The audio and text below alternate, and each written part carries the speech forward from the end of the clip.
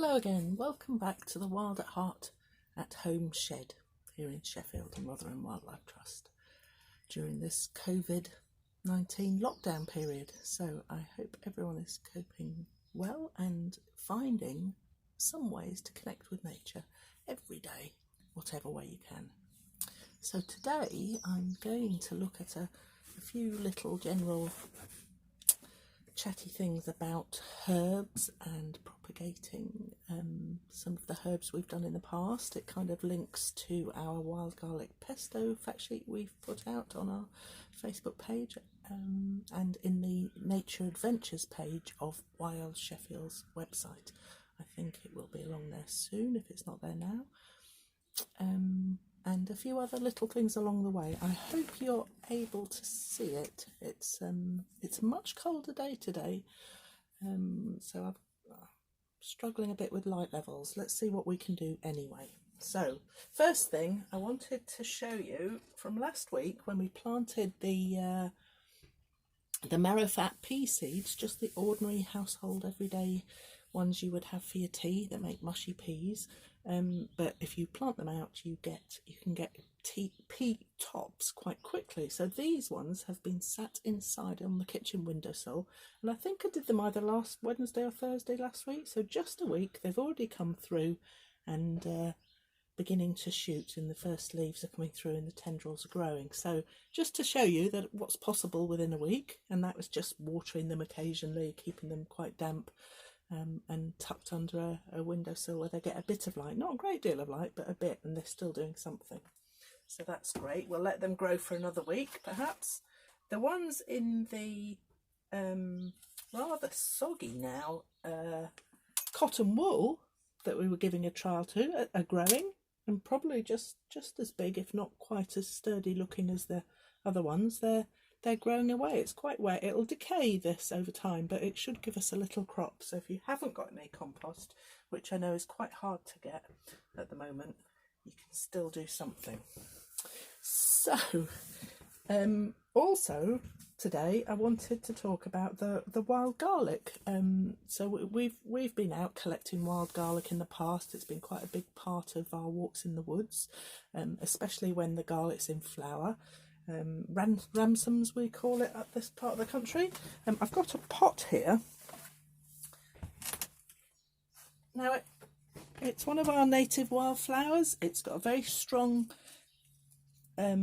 pungent smell, and when it flowers, lovely white flowers on stalks. It's really beautiful. It's probably beginning to flower in the wild now, I should think.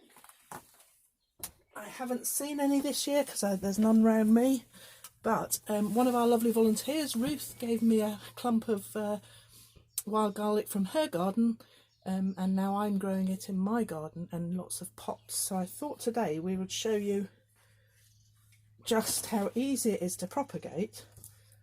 I potted some up last week. Now, wild garlic grows really prolifically, so if you want to keep it constrained and contained in a pot, that's fine. It likes damp conditions, so if it's really hot and dry, you'll have to water it a bit and it might not do as well. It tends to go a bit pale rather than lush, but keep it in the shade. It's lovely. It comes up early and will die back before the spring's finished, so you can just put it to one side and it'll grow up again next year and spread. So it does grow all over the place, but it's great just to harvest some leaves, pop it in your salads, make the pesto with it. You don't need a huge amount, and it's a great fun thing to do.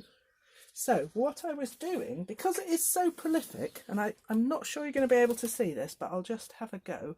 You can, wherever it's growing where you don't want it to grow, you just very gently prick out a bulb, and I'm just using an old fork that I use. You don't have to buy any special material. It's an old camping fork. And the bulb here has got its roots. It's a lovely little bulblet. This plant should grow quite vigorously.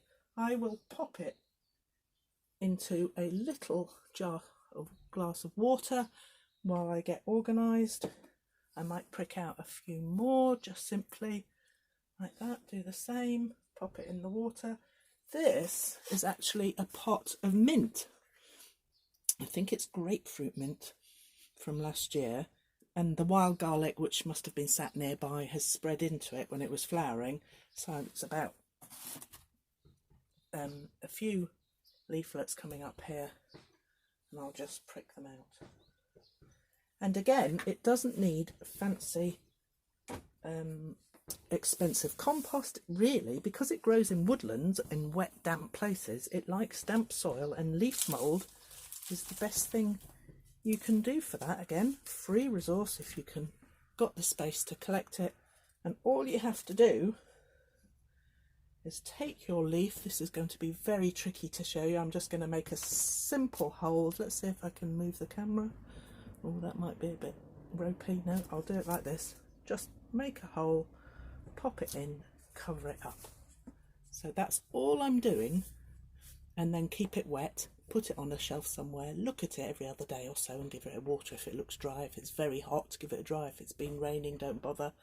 But that ought to this year sort of establish and get strong, and then come up again next year, and then you can pop it into a bigger pot. But because I've got quite a few pots that need spreading out and sharing, I'm going to do what Ruth did for me and pot some up, and we'll plant some up in our Clifton Park garden, in the walled garden, our little bed in Clifton Park, hopefully, and perhaps we can find a corner at Longleaf or Greens or Brinsworth Community Centre garden when we're back, and hopefully next year we'll have plenty of wild garlic to share around. And the same goes for things like mint. This is a little pot of mint that we did last year with our Longley group and the Clifton Park group. We shared some mint root cuttings out. This one's been growing quite well. It's got big vigorous roots, so I might pop that up this afternoon into a bigger pot and bring it with me when we meet again. Lemon balm I was going to talk about. Lemon balm, we've been making delicious herb teas with the lemon balm. It's prolific, it grows really well, very easily. Some people think it's a weed. I think it's a fantastic little plant for pollinators with a very unnoticeable. People often don't notice the flowers on it, but in the summertime when you've got a big bush, it produces tiny little white flowers tucked away underneath the leaves, and if you can spot them, they're tiny, but they're good sources of pollen and nectar for our insects, and they produce lovely green bushy leaves that are nice for us as well. So that's lemon balm. And the thing about lemon balm is once you've got a big bush established, it spreads by seed, but it also spreads by its roots. So it puts out a big stem and the roots root into the ground, and they grow that way as well, the runners, so that it's very easy to propagate because it's got lovely strong roots. So we could give this a go and pot that up. I'll trim off the top, I think, because it's quite an... What I'll do is trim off the top. I've got that to make herb tea later on. And I will take this stem, again, doesn't need expensive compost, pop it in a pot, maybe pinch a few leaves off just to give it a bit of a chance. And there's hopefully a new pot of lemon balm. Again, the same, keep it in the shade, water it reasonably well, don't let it dry out too much, and that's, fingers crossed, a new plant. It should do okay. And thinking about how plants grow very easily, there's a lot of plants we don't need to interfere with, they just get on with it. If our groups remember back in the autumn when we had all those conkers, our bed in the wall garden at Clifton Park is under a conca tree, which so we had great fun collecting the conkers. Well, when I brought a few home, a squirrel got in the shed here because these windows open, and took great delight in taking the bowl of conkers one by one and spreading them around the garden, in the compost heap, in the beds, all sorts. And I came across this one at the weekend that is beginning to sprout at the top, so good strong vigorous leaves, a nice big strong root with its little rootlets coming off, and that's a potential new conca tree I haven't got anywhere to grow it in my garden because conca trees are pretty big. But what I might do is put it in a pot and grow it on and see what happens. See if we can do anything with it.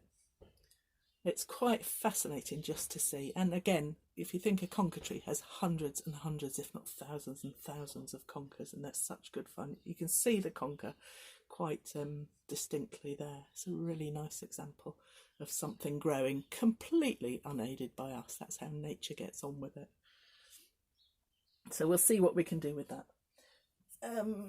Oh, very quickly, another little pot which is left over from our beautiful borders last year display that we used at Rotherham show. A little herb pot for pollinators, just a mixture of things that we've just put together in a pot. A bit of lemon balm, needs a bit of tidying up, some self-heal that grows so easily. The little pretty dog violets are just coming out. Again, fantastic little early source of pollen and nectar for the insects. Some fennel, which grows really easily, and probably a little bit of room here. I might pop a few chives in there. So thinking about the herbs that you've got at home, whether it's a bit of mint that we've grown before, some chives, marjoram, have a look at them, see whether they need tidying up, a little bit of chivying. Sometimes all it takes is a bit of watering, trimming off the dead bits, topping up the pot with a bit of fresh compost, popping it in the sun, and away you go. You've got a brand spanking new pot that's great for us and great for wildlife.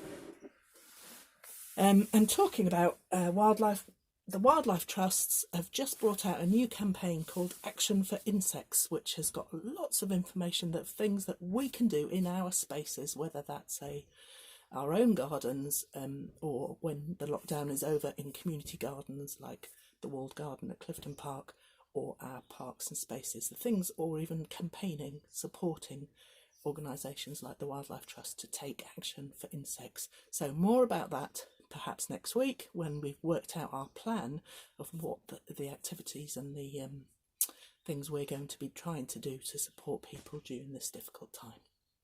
Okay, all the best for the long weekend, happy Easter, and see you next week. Bye.